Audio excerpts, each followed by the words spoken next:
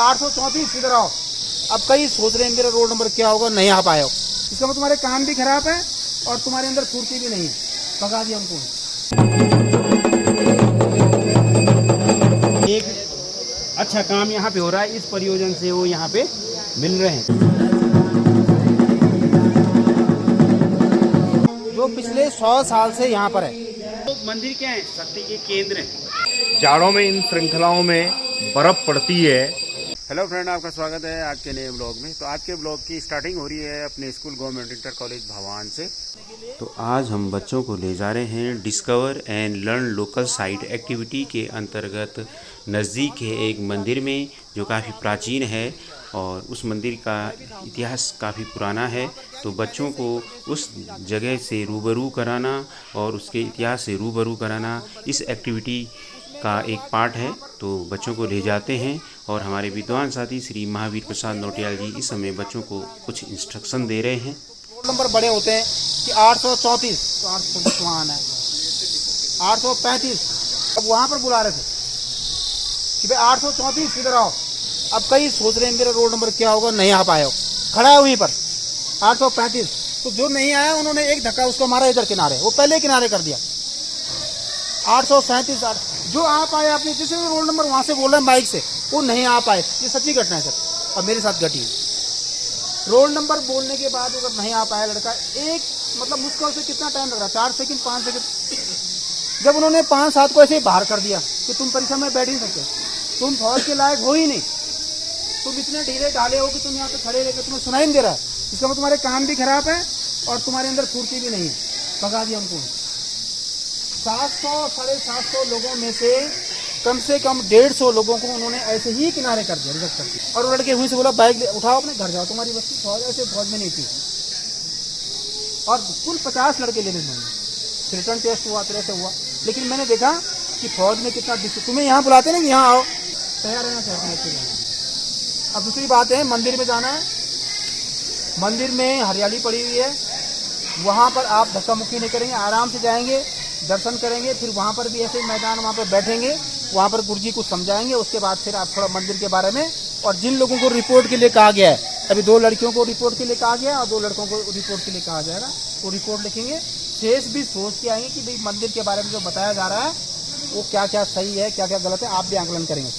और उसको हमेशा जब कोई आपसे कभी इतिहास पूछेगा भवानी देवी मंदिर के बारे में, तो आपको आना चाहिए कि ये भगवान जो स्थान है इसका नाम भगवान क्यों पड़ा, वही जाके आपको बताएंगे। ठीक है।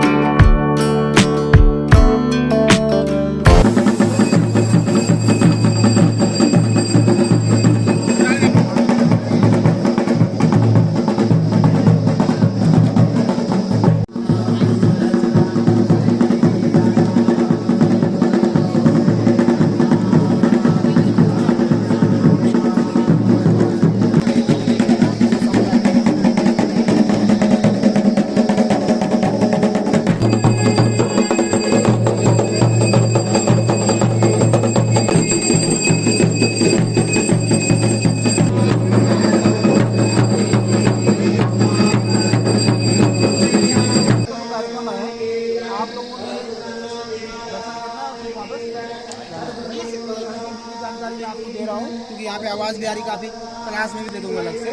तो माँ भवानी का जो मंदिर है ये कई वर्षों पुराना मंदिर है जो पिछले 100 साल से यहाँ पर है। कितने समय से? 100 ठीक आज से 100 साल पहले। कौन सा सन चल रहा है? 1924 से पहले ये मंदिर वहाँ पर था, बीच में 2 नदियों के बीच में। इधर से एक गवाना की तरफ आगे जाना नदी को अगला। इस नदी का नाम क्या है? ऐसे विचार आ जाते हैं जिनको क्या होता है, मॉडिफाई करने की ज़रूरत है, प्योरीफाई करने की ज़रूरत होती है, कोई भी चीज़ को फिल्टर करने की ज़रूरत होती है। तो कभी कभी क्या है, जब हम अपने डेली लाइफ में रहते हैं तो कुछ दूषित विचार भी हमारे मन में आते हैं। लेकिन मंदिर एक ऐसी जगह है जहाँ पे आपने ध्यान दिया होगा कि व्यक्ति किसी के बारे में भी गलत नहीं सोचता है, पता है आप लोगों को। तो यहाँ पे जैसे सर ने बताया ये मंदिर के जो इतिहास के बारे में बताया, तो आप जानते हैं कि पहले के टाइम पे अदालतें भी नहीं होती थी, कुछ नहीं होता था, या तो राजा का दरबार होता था या तो बहुत दूर गाँव में मंदिर होते थे। तो लोग क्या होते थे कि अगर कोई गलत काम करता तो मंदिर से वो डरता भी था। मैंने कोई गलत काम किया है मैंने, तो कहीं ऐसा ना हो कि मुझे मंदिर में ले जाया जाए। बोलते हैं ना लोग, पहले के लोग बोलते थे अगर आपने ये काम नहीं किया, भाई चोरी नहीं की है, गलत नहीं किया है, तो चलो मंदिर में, ऐसा बोला जाता था ना। तो कहीं ना कहीं ये पहले के टाइम पे हमारी क्या थी, एक प्रकार से अदालतें भी थी। दूसरा कि पहले के टाइम पे मनोरंजन का कोई साधन नहीं होता था, ना कोई टीवी था, ना कोई फ़ोन था। तो आप देख रहे हैं कि प्रत्येक जहाँ मंदिर है वहाँ पे मेले लगते हैं हमारे।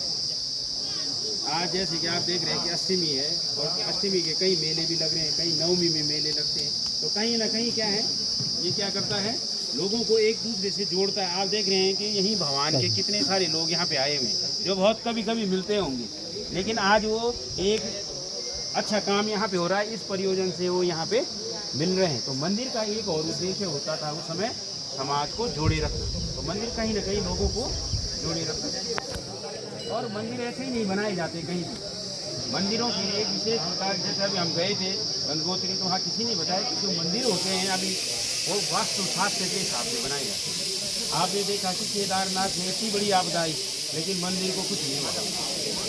गंगोत्री में कई बार बाढ़ आ चुकी है, लेकिन मार्केट बह गया, लोगों के घर बह गए, होटल बह गए, लेकिन मंदिर ठीक है।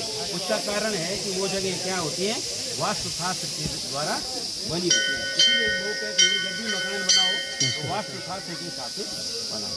तो ये इसलिए ये जो मंदिर कहीं भी बना होगा, जैसे ये मंदिर बना होगा तो ये वास्तुशास्त्र के हिसाब से बना होगा कि कहाँ से इसका प्रवेश होना है, कहाँ से इसकी निकासी होनी है, कहाँ माँ की मूर्ति रखी जानी है, ये सब वास्तुशास्त्र के द्वारा निश्चित होता है। तो मंदिर ऐसे नहीं बनाया जाता। दूसरा, मंदिर में जो हमारे प्राचीन मंदिर हैं, उन्होंने ये बताया कि जो प्राचीन मंदिर हैं उसमें जो पत्थर होते हैं वो भी गिन के लगाए जाते हैं, और एक पत्थर की कटाई होती है। आपने देखा होगा केदारनाथ का मंदिर, एक पत्थर है, फिर दूसरा पत्थर है, बिल्कुल सिस्टम से, और उनको पता होता था कि वो मंदिर किस प्रकार से बनना है, कितने उसमें पत्थर लग रहे हैं, ये सब वो पहले ही गणना कर लेते थे उस टाइम पे लोग, कि भाई हमने मंदिर बनाना है। जैसे घर बनाते हैं ना, इंजीनियर बता देते हैं आपको कि आपने ये मंदिर बनाना है, तो इसमें कितना सीमेंट लगेगा, कितना बजरी लगेगा, कितना ईंट लगेगा।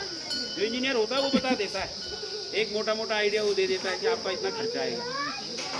ऐसे पुराने मंदिरों में भी होते, जो पत्थर है पहले उसमें पता हो जाता है इस मंदिर में इतने पत्थर लगाने। तो जो बड़े बड़े मंदिर हैं उनकी स्थापना ऐसी हुई है वास्तुशास्त्र के हिसाब। और वो मंदिर क्या है, शक्ति के केंद्र हैं। शक्ति का केंद्र कैसे है बेटा, कि जब आप अभी मंदिर में आपको एक अलौकिकता का अनुभव खुद ही महसूस हो रहा होगा, या मंदिर में अलग ही एक फीलिंग आती है, नहीं आती, एक बॉडी में बिल्कुल एक कूलनेस, ठंडक जैसी महसूस होती है नहीं होती, कि मैं ऐसे ही कह रहा हूँ, आप लोगों को भी हो रही होगी। जब हम इस स्थान पे आए, इसका कारण क्या है, क्यों ऐसा मंदिर में होता है, बाहर नहीं होता है? इसका कारण है कि बाहर जब हम बाहर होते हैं तो हमारे अंदर कुछ नेगेटिव थॉट्स भी आ जाते हैं, और जबकि मंदिर में हमेशा हम अच्छा ही सोचते हैं। जब हम मंदिर में जाते हैं तो केवल कल्याण की बात करते हैं, चाहे वो अपने लिए कल्याण मांग रहे हों, अपने फैमिली के लिए मांग रहे हो, या अपने मित्रों के लिए मांग रहे हो, या अपने गाँव के लिए, पर मांगते हैं ना सबका कल्याण हो। यही तो है, सर्वे भवन्तु सुखिनः, सब लोग सुखी रहें, इस प्रकार की धारणा हमारी मंदिर में होती है। इसीलिए हमारे मंदिर में जब हम आते हैं तो हमारी बॉडी में एक अलग ही स्पिरिचुअल का अनुभव, आध्यात्मिकता का अनुभव होता है, और निश्चित तौर से आपके मन में भी हो रहा होगा। तो नौटियाल जी ने आपको इस मंदिर के विषय में बताया है, जिन बच्चों ने रिपोर्ट बनानी है उन्होंने सुन लिया होगा।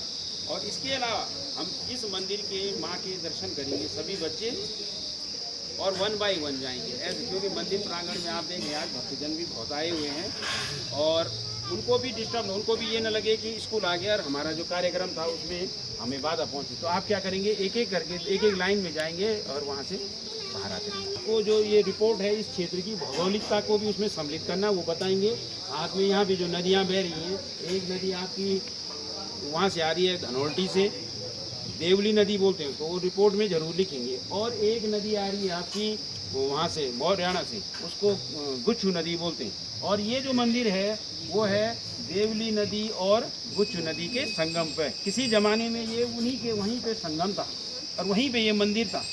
बहुत बड़ा देवदार का पेड़ भी था वहाँ पे, ऐसा बताते हैं जो हमने सुना है। तो वो सब आपकी रिपोर्ट्स में आएगी। जो रिपोर्ट आप तैयार करोगे वो आपको बताया जाएगा और उनियाल जी आपको बताएंगे। सारी बच्चों आपने अभी इस मंदिर की इतिहास का नोट आउट करने आपको की पूरी जानकारी दी थी, किसकी स्थापना किस प्रकार से हुई, कितना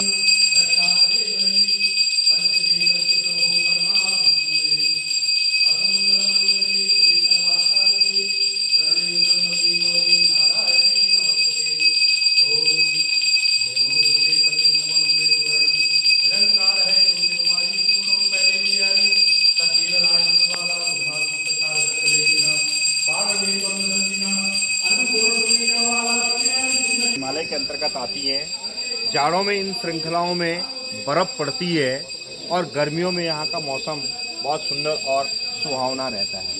उत्तर की तरफ इसके जो है वह पेड़ हैं, ऊपर जंगल हैं, लेकिन इस तरफ जब हम देखते हैं तो वहाँ जंगल बहुत कम पाए जाते हैं। ये इसका मुख्य कारण ये है कि ये मुख्य रूप से चट्टानी भाग जो है और